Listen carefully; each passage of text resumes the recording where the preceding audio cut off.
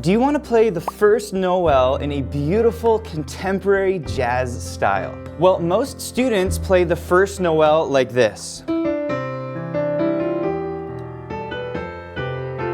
And there's nothing wrong playing the tune like this, but you can make it sound so much more beautiful and interesting. So in today's lesson, I'm going to show you 3 different techniques that you can use to make this song sound so much more beautiful and jazzy. So let's go ahead and dive in. All right, we're going to start with the basic lead sheet, and the lead sheet is your melody and chords. Then I'm going to show you these 3 techniques, and finally, we're going to put it all together at the end, and you're going to learn the full arrangement. So if you're familiar with the tune, the first Noel, you might play it in the key of C major, and you're going to have these basic chords. So C major, maybe C again, and then you're off to an F major, right? And then maybe back to a C major, right?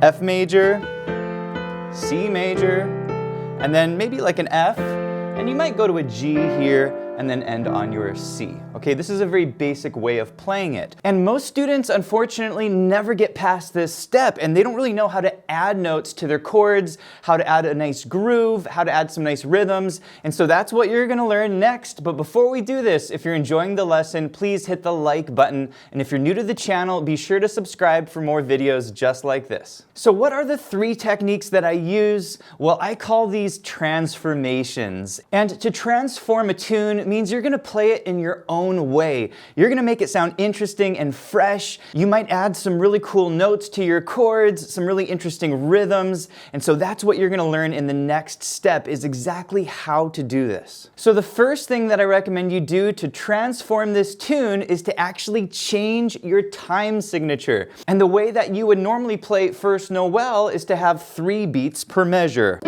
1, 2, 3, 1, 2, 3, 1, 2, 3, 1, 2, 3.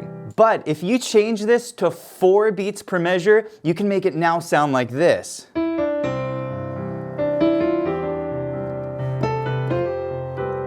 Okay, doesn't that sound so cool? And it's actually pretty simple. All I'm doing is I'm taking the notes of my melody and I'm spreading them out a little bit more, and then I'm using 1/8 notes to kind of fill in the gaps. So for the first part of the melody, you could play it like this. 4 and 1 and 2 and 3 and 4 and 1 and 2 and 3 and 4 and 1 and 2 and 3 and 4 and 1. The second technique is to add some color to your chords. And this is where I really see students miss out, because they play the chords in such a simple way like this. And you can take these exact same chords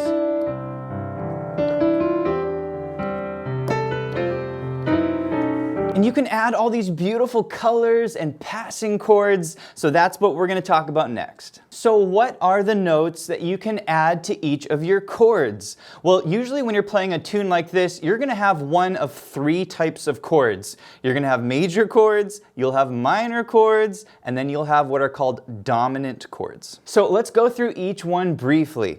First, you might see a major chord. What notes can you add to this chord? Well, there are 3 notes that will sound beautiful on this chord, and these are the B, the D, and the A. Okay? If you look at the missing notes from the C scale, it's the 2nd, the 6th, and the 7th note of the scale. Now in jazz, we call these notes the 7th, the 9th, and the 13th. But don't worry too much about the names of these chords. If it doesn't make sense right now, it will make sense over time. Now you can do a little practice with these chords. Maybe play an F chord and find the 7th, the 9th, and the 13th. Again, they're the missing notes of the major scale, the 2, the 6th, and the 7th. All right, the second chord type are minor chords, and you're gonna see a lot of chords like this, like a C minor. What are the notes that you can add to this chord? Well, you can add the B flat, the D, and the F. And check that out. What am I playing in my right hand? A B flat major chord. So the quick trick to knowing the notes you can add to a minor chord is that you go down a whole step from C and you play a major chord. Now you might want to practice this on a different chord, like a G minor. What are the notes you can add to a G minor? Go down a whole step, play a major chord, and these are the notes that you can add to your G minor. Finally, you're gonna see chords like C7. What are the notes you can add to a C7? Well, guess what? There are 6 notes that sound amazing on a dominant 7 chord, and these are the D, the A, the D flat, the E flat, the F sharp, and also the A flat. 6 different notes.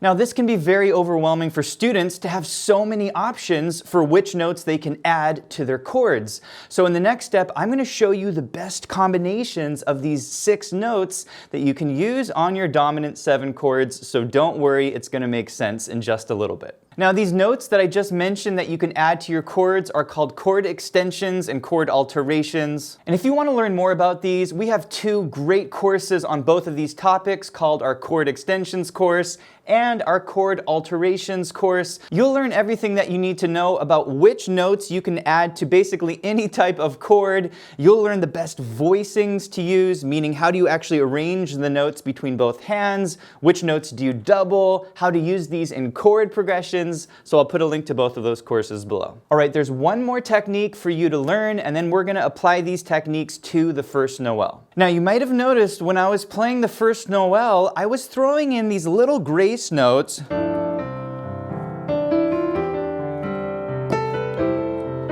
Are you hearing those quick little notes? Well, those are actually called slip notes. And they're these really cool notes that you can add when you want to play in this style. And it's actually a really simple idea. So let's say you had a chord like a C with an add 2. Well, instead of just playing the chord like this, which is called a blocked chord, you can slip up to the D and then back down to the C. Okay, so I'm just grabbing the C and the G, slipping up to the D real quick, and back down, okay? And this is especially beautiful when you have an inverted chord. So let's say you're playing like a C add 2 with an E in the bass, okay? Well, if you slip the note, okay, you get a really cool sound. All right, you are in the final and most exciting step because we're gonna apply the techniques that you just learned to the first Noel. Now, if you skipped the previous sections, I encourage you to go back and watch those sections because it's very important when you're learning how to play in this style that you're not just learning the notes, because that's the same as just sight reading, but you understand the techniques so that you can do this on other songs. All right, we're gonna go phrase by phrase. I'm gonna play it for you, break it down, and then finally at the end, we're gonna put the full arrangement together. So here's phrase number 1.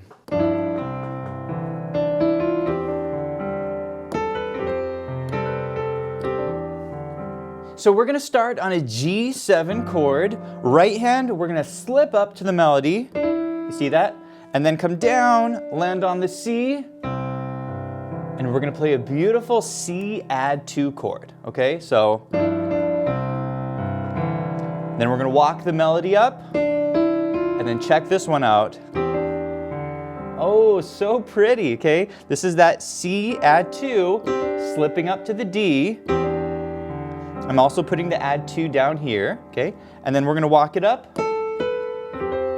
So pretty. We're gonna roll this F add 2 chord, okay? You see that? Rolling it, left hand's playing these fifths. And I love this little slip note here, up to the melody note there, okay? And then the C over E, love that, okay? There's that slip note again. And then we come together here on the C chord. Here's phrase number 2.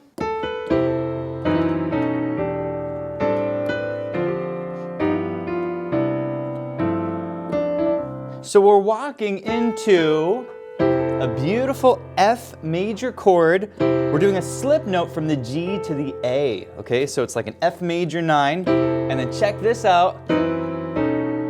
Ooh, some really beautiful passing chords, okay? This is actually called an F sharp minor 7 flat 5, and we're sliding the E, okay? So then a B, this is called a B9, and then E minor, beautiful landing spot. This is technically called an E minor 11.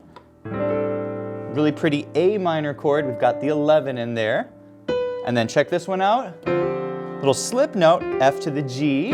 See that? This is a D minor 7. And then I love this chord. Really jazzy. G7. I've got my 13. I'm sliding it there. And then we're going to finally land on our C chord. This is called a C major 9. And then I love this one. This is called a G13 with a sus4, and then we're gonna come back in with the melody E, and then a little 16th note triplet, and then we're back in to the melody. Now we're gonna repeat this, so I'll play it again kind of slowly.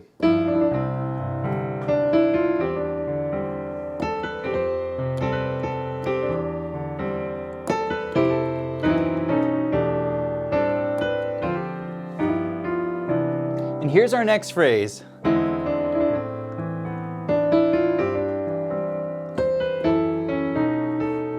So basically after that C chord, I'm gonna go to an E7, and this gets us to our next chord, which is an A, okay? So this is an E7 with a flat 13, okay? We're gonna do a little turn, okay? So D, turn to the C, land on the A, make this an A minor chord with a 7 and a 9, walk it up.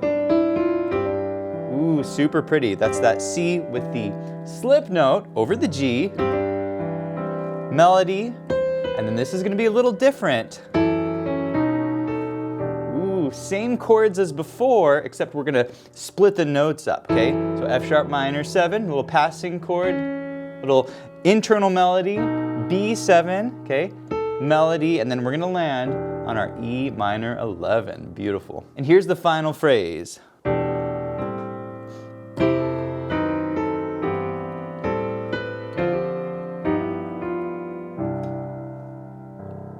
So after that E minor, we're gonna go to an A minor 7, and then we're gonna end it with a lot of the same chords, but a little bit different order of chords. So we have our F major 9 chord with a slip note, okay?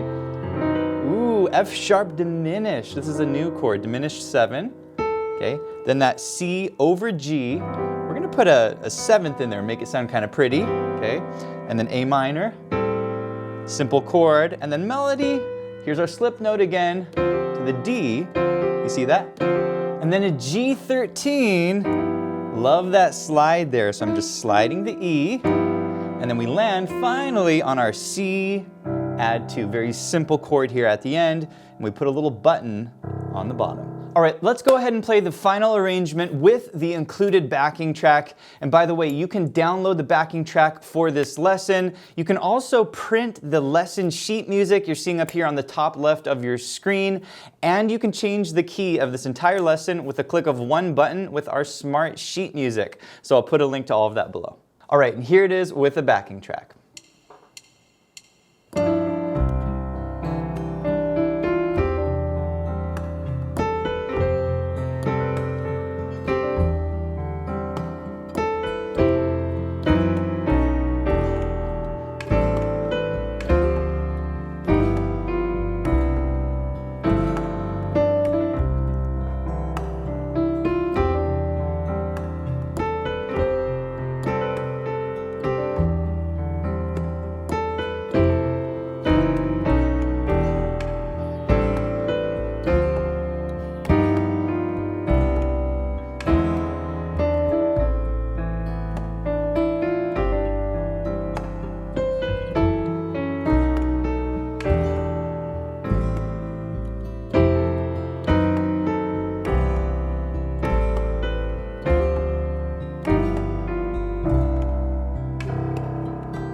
Hey, thanks for watching, and if you enjoyed this lesson, please let me know in the comments.